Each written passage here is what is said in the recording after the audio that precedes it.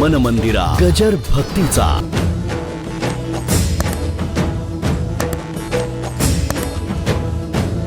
स्वप्नात सुद्धा वाटलं नव्हतं कृष्ण सख्या तू मला हाक मारशील.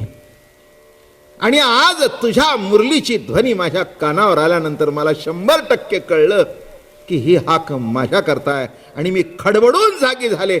आहारे सावळी या कैसी वाजविली मुरली. काय म्हटलं? मुरली नव्हे केवळ बाण, तिने हरिला माझा प्राण. तिचे मुरलीचा ध्वनी असा आहे, माझा प्राण घेऊन टाकला. मग तुम्ही म्हणाल प्राण घेतल्यानंतर काय झालं? काही शिल्लक राहिलं? नवे नवे प्राण घेतला म्हणजे माझा जीव प्राण तुझ्या स्वाधीन झाला. माझा प्राण, माझं जीवन तुझा प्राण, तुझा प्राण माझं जीवन, दोन्ही एकरूप झालं. म्हणून आपल्या अभंगामध्ये म्हटलंय ना, प्राणाचाही प्राण पाहता सुख सांगो काय गे. प्राणाचा प्राण, एक प्राण आणि एक प्राणाचा प्राण. आणि म्हणून असा जेव्हा त्या मुरलीचा सूर कानावर आला, सगळ्या गवळणी अशा खडबडून जाग्या झाल्या. काय म्हणे ही बासरी आहे. उलट सुलट खूप चर्चा आहे बरं का ह्या बासरीबद्दल. एक साधू म्हणाले, अगं म्हणे तुझं जे काम आहे ते सोडून हे नको काम, नको ते धंदे का केलेस तू? एक साधू म्हणाले, अगं तुझा धंदा काय? तू कळक. बासरी कशाची आहे? कळकाची आहे. अगं म्हणे तुला कळत नाही का? तुझा उद्योग काय? घरावर छप्पर टाकायचं, घरं झाकायची. घरं झाकायचा हा तुझा उद्योग आणि तू घरं उघडी केलीस.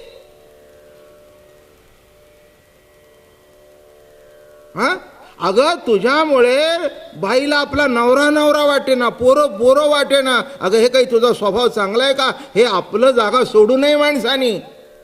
सावली करणारी तू ती घर उघडी करून टाकलीस. अगं तुला काय म्हणावं काय? हो, अनेक संतांनी अनेक विचार मांडले बरं का. काय असतं हे कृष्णचरित्र इतकं अलौकिक आहे. प्रत्येकाने आपापल्या पद्धतीप्रमाणे त्याचं विवरण केलं, नाही का. घर उजाड केली. कृष्णाची बासरी ऐकल्याबरोबर सगळेजण घरदार सोडून निघाले. ज्ञाती कुळ सांडिले आम्ही वेगी, माया माहेर त्यजिले तुझ लागेली.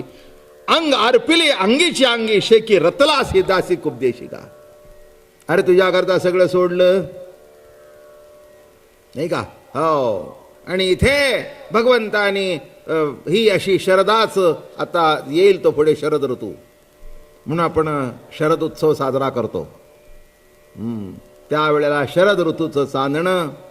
आणि मग मला वाटतं ती कोजागिरी पौर्णिमा त्याच्यात येते बरं का. हो, तो चंद्र इतका स्वच्छ दिसतो, पाऊस पडलेला असतो, सृष्टी हिरवागार शालू नेसलेली असते.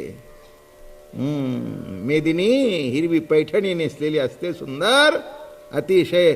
आणि झुळ झुळ झुळ झुळ झुळ झुळ झुळ झुळ दूध गंगा वाहत असते जिकडे तिकडे. प्रसन्न सृष्टी, आभाळामध्ये एकही कुठे ढग नाही, चंद्र लख प्रकाश. आणि मग त्याला आपण कोजागिरी म्हणून ते काहीतरी माझ्या लहानपणी एक भावगीत होतं, कोजागिरीला नातं जुडलं. तर काय जुळलं का टिकलं का माहिती नाही कोणाला माहिती. काय झालं कोजागिरीला, झालं ते झालं. मग ते कोजागिरीला चंद्राला तो पोह्याचा दूध, आपला दही बी घालून चांगले पोहे करायचे, मसाल्याचं दूध करायचं. आणि मग ते बसून त्याची किरणं त्याच्यात पडली पाहिजेत. मग गच्चीत म्हणा, गार्डनमध्ये म्हणा. आज त्या दुधामध्ये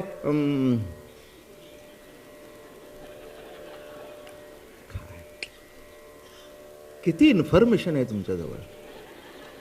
आय एम रिअली स्टन्ड. आज कशाला दुधाची ठेवतात माणसं, म्हणतात अरे काय दूध, दूध घेऊ पहिलं पण नंतर असू देते. काय जगत आहे नाही. मी नेहमी सांगतो माणूस जन्माला आल्यानंतर पहिली जर तोंडात धार गेली असेल तर आईच्या दुधाची धार गेली. बरोबर आहे ना? हां, ब्लॅक अँड व्हाईट नाही ना? काय तोंडामध्ये कोणची धार गेली पहिली? आईच्या दुधाची धार गेली. पण वय वाढलं तेव्हा हेच शिकला, काय पिता दूध. म्हणजे जी पहिली धार तोंडात गेली त्याची टिंगल झाली आणि जे जीवन बर्बाद करतं ते जीवनाची प्रतिष्ठा झाली. काय आयुष्य आहे, काय आयुष्य आहे, नीट लक्षात ठेवा. हो, हे असं घडू नये जीवनामध्ये, नाही का? दूध ते दूधच आहे, किती पवित्र आहे. पाहे पहा दूध पवित्र आणि गोड. ज्ञानेश्वर महाराज ज्ञानेश्वरीत लिहितात, पाहे पहा दूध पवित्र आणि गोड. अरे पहिली धार ती आहे, त्याच्या इतकं पवित्र दुसरं कोणी नाही.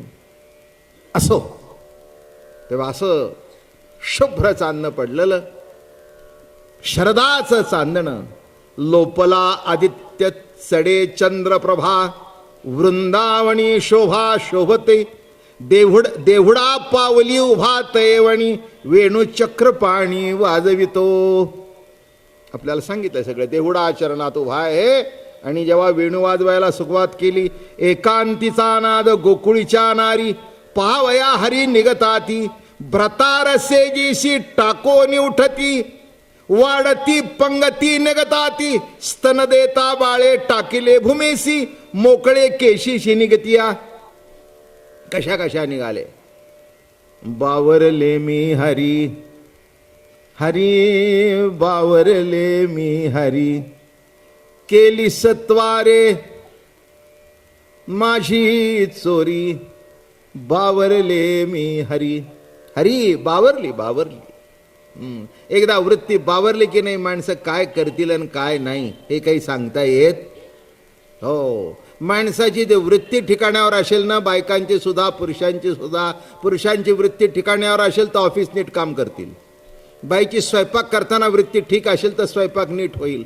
ज्या दिवशी मीठ कमी जास्ती झालं त्या दिवशी समजावं ही जी वृत्ती दुसरीकडे कुठेतरी गेली.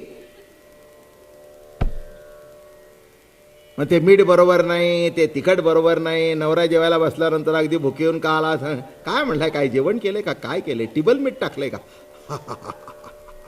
हो, काय मग अशी बाळूनी हाक मारलं आणि मग तितक्यात तुम्ही आला. मग ते भाऊजी आले आणि माझ्या लक्षातच नाही. हां, प्रत्येक वेळेला आत आले तेव्हा मला वाटलं मीठ घातलंच नाही. बरं का, प्रत्येक वेळेला आत आलीस, पण आत काय ते आत टाकून चाखून बघायचं ना. काय आत टाकून चाखून बघितलं असतं म्हणजे कळलं असतं टिबल मीठ झालंय. ते म्हणले काय करू, माझी सुद्धा वृत्ती बावरली. बावरले मी हरी, हरी बावरले. तसं साधं संसारामध्ये काम करत असताना वृत्ती जर बावरली आणि इथे आता त्याची सूर कानावर आल्यानंतर संपलंच आयुष्य. आयुष्य संपलं. काय सांगू तुम्हाला, साधं पोरग भेटलं आणि पोरगी भेटली पोरग्याला तर बावरून जातात, आहे का नाही? अरे कुणी होयच म्हणत नाही. म्हणजे इतके तुम्ही मला अगदी संभाविकता असं दाखवता का काय? म्हणजे मला आय डोंट अंडरस्टँड. खरंच मला काही कळत नाही. म्हणजे इथे कोणी प्रेम विवाह केलेला नाहीतच. अरे काय सांगता असं काय? पण लग्न तरी नंतर तरी केला असेल ना. काय अहो, वृत्ती बावरली नाही असं होतच नाही. जीवनच आहे तसं. आणि एक सिद्धांत सांगतो, जिथे प्रेम आहे तिथे वृत्ती बावरलीच पाहिजे. हे प्रेमाचं कौतुक आहे. प्रेमाचं कौतुक आहे. प्रेम असाच आहे हे लक्षात ठेवा. आणि म्हणून कारण का सगळं लक्ष तिथे केंद्रित झालेलं असतं की तो केव्हा बोलवतो, तो केव्हा हाक मारतो, त्याची हाक केव्हा येते, मी धावत केव्हा जाते. साध्या गुडघ्यावर 3 ठिकाणी फाटलेली पॅन्ट घातली. माझं बोलणं कळलं का? ते गुडघ्यावर फाटलेली पॅन्ट, खाली लोंबलेली लतकर,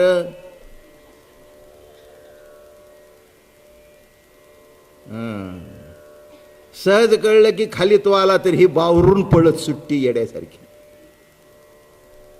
ज्याला अजून 2 पैसे कमवायची अक्कल नाही, बरं का? आलं का लक्षात? त्याचं नुसतं मोबाईलवर गाणं ऐकलं की पळत सुट्टी. सध्या ती एक मुरली फार सुंदर आहे.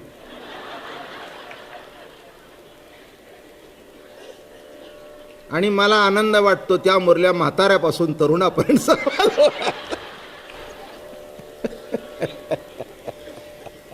हो. आणि पूर्वीच्या काळी फक्त कृष्णच मुरली वाजवत होता, या काळात राधा सुद्धा मुरली वाजवत. मन मंदिरा गजर भक्तीचा.